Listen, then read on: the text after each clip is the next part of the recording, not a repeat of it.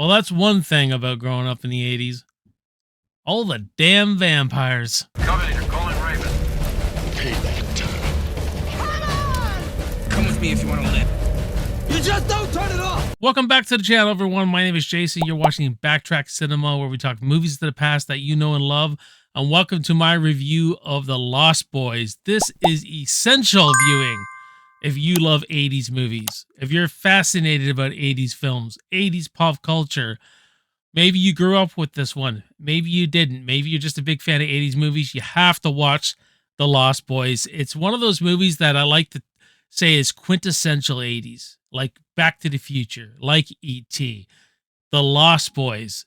Just one you have to have at least one viewing on. And I have not returned to this. It's been a while. It's been a minute since I've watched this. I watched it all the time in the late 80s, the 90s. But I just, you know, some movies you put on the shelf for a long time, and man, The Lost Boys is still as fun as hell, man. I gotta say, this film still holds up incredibly well. It's still as fun as hell. There's just something so charming, sexy. It feels alive still, maybe more than ever. So yeah, this is going to be a fun review, guys, talking to Lost Boys. But before we get started, let me know what you think of The Lost Boys. Do you like it? Don't you like it? Let's have a great conversation in those comments about The Lost Boys. The Lost Boys was released in 1987, directed by Joel Schumacher and starring Jason Patric, Corey Haim, Kiefer Sutherland, and Diane Wiest. The story follows two brothers who move to a new town in California and realize quickly that it's a haven for vampires. And like I said, this is a beloved movie. Is it the greatest vampire movie ever? Probably not, but it is one of the most beloved vampire movies of all time. I mean, you really want to get a sense of the 80s pop culture. You really get this atmosphere and feeling of youth. This movie makes me feel young. Maybe that's nostalgia talking though. Seeing this, seeing this when it first come out, watching it on VHS, but going back to this years later, I mean, that whole segment when they first go into town at night, when they first move there, and the band's rocking out, there's freaking young people everywhere. You get this feeling of youth and how great it is to be alive and just enjoy these moments and everything. And you got my man playing the sax, rocking it out.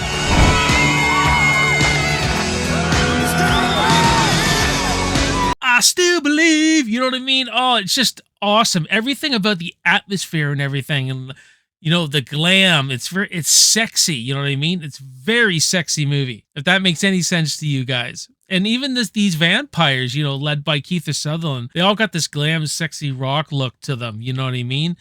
But they also can be very vicious. When we finally see the unveil of them as vampires feeding, they're also very vicious and stuff. So I do like a lot of the balances of tone in this film. If you're going to make a movie on vampires about this staying young forever, immortality, this gift Kiefer Sutherland's character gives to Michael, I gave you a gift of immortality. You have to set that presence, that feeling of being young. Now, I don't know if that was done on purpose. This is like looking back at this movie. Like during the time, I mean, the 80s was just a rockin', jiving, just a fun time, man. So looking back at it, when I was in high school, we'd go to the local fair, and then you'd always get, the bands playing and just that feeling of youth and fun.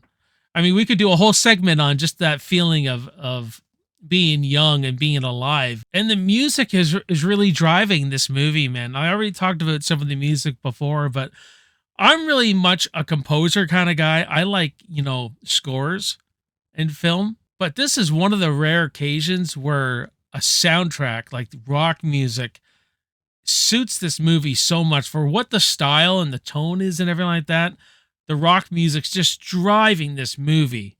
We got the Great Doors track, People Are Strange, and it's so fitting because when they first get to town, they say, you're looking at all these people all over the place, and they kind of look out of place. Because our two characters, our brothers here, Sammy and Michael, are strangers. So like, people are strange when you're a stranger, you know what I mean?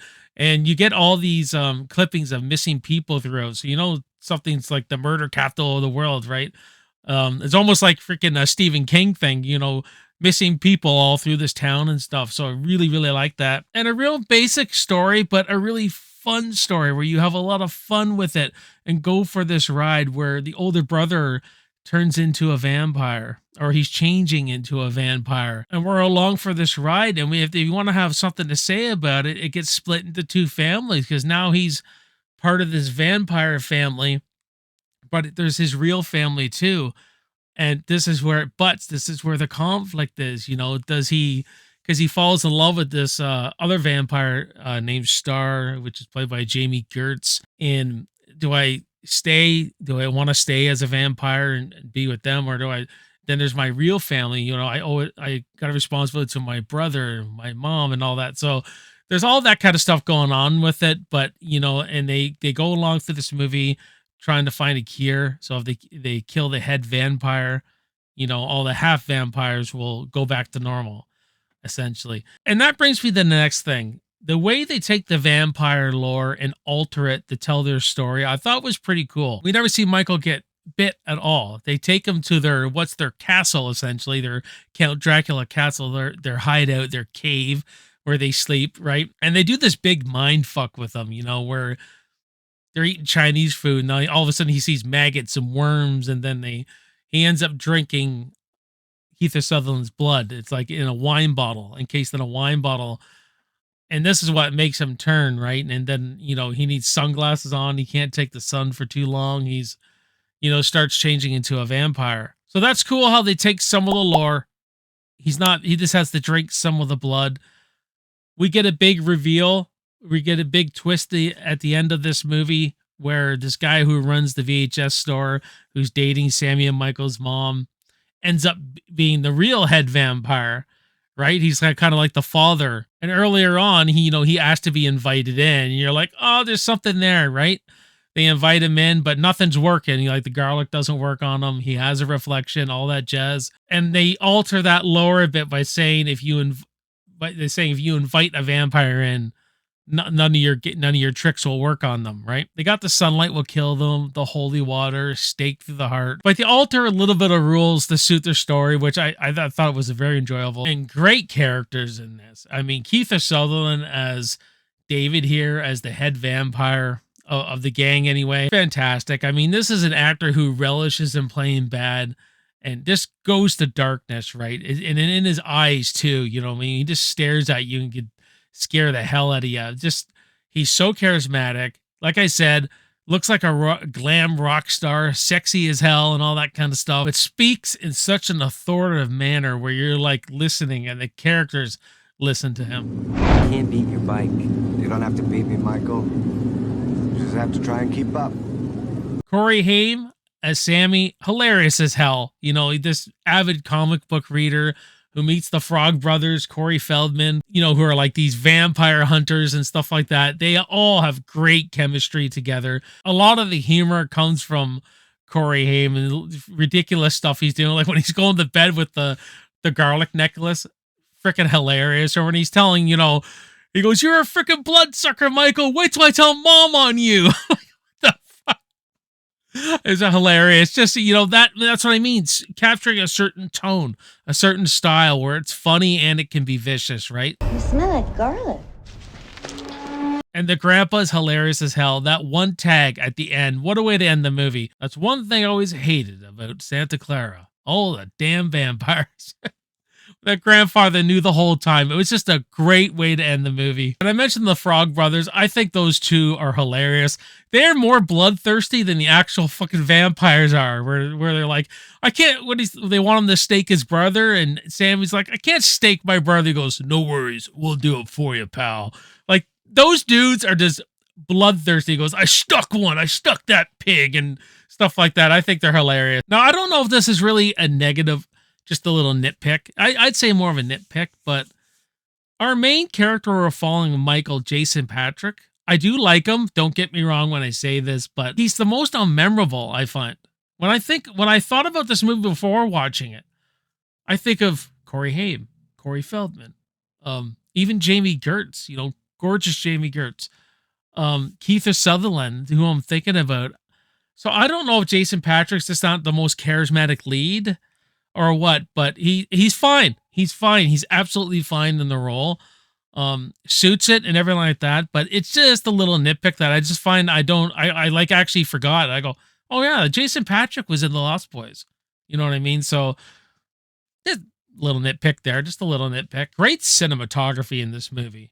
Like I said, it's capturing a style and a tone, but I love how they don't reveal the vampires. Like you don't see them actually feeding to almost like to the third act, where you get these great point of view shots of them flying and the cameras from their perspective is swooping down, or when they rip the top off the car and the girls are screaming her head off, you know what I mean?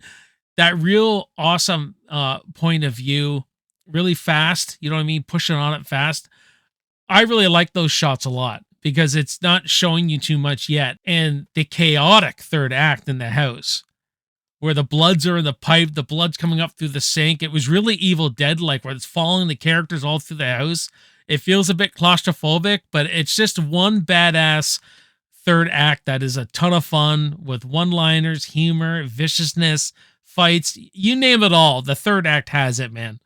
But I just really like the way Joel Schumacher really shot all that and how he used that point of view from the vampire's perspective. Always thought was really, really great. And some great lighting in this. Some a lot of good colors, but darkness. You know what I mean? The Lost Boys was a great film to revisit, man. I just had a blast with it. Now, I will say I am still more of a Fright Night fan. I love Fright Night to death. But The Lost Boys, I had a blast returning to this movie. And you know what? I got to put this in the regular rotation again. Love me some Lost Boys. Kiefer Sutherland, one of my favorite actors. So I'm going to give The Lost Boys from 1987 a solid B. But what about you guys? Hit me up in the comments. Let me know what you think of The Lost Boys. We'll have a healthy conversation in those comments.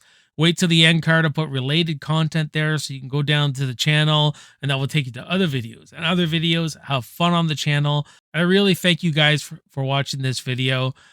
Like, comment, share, subscribe if you're new to the channel. My name is Jason. You're watching BACKTRACK Cinema. I will see you next time, and I will see you in the movies. Cheers.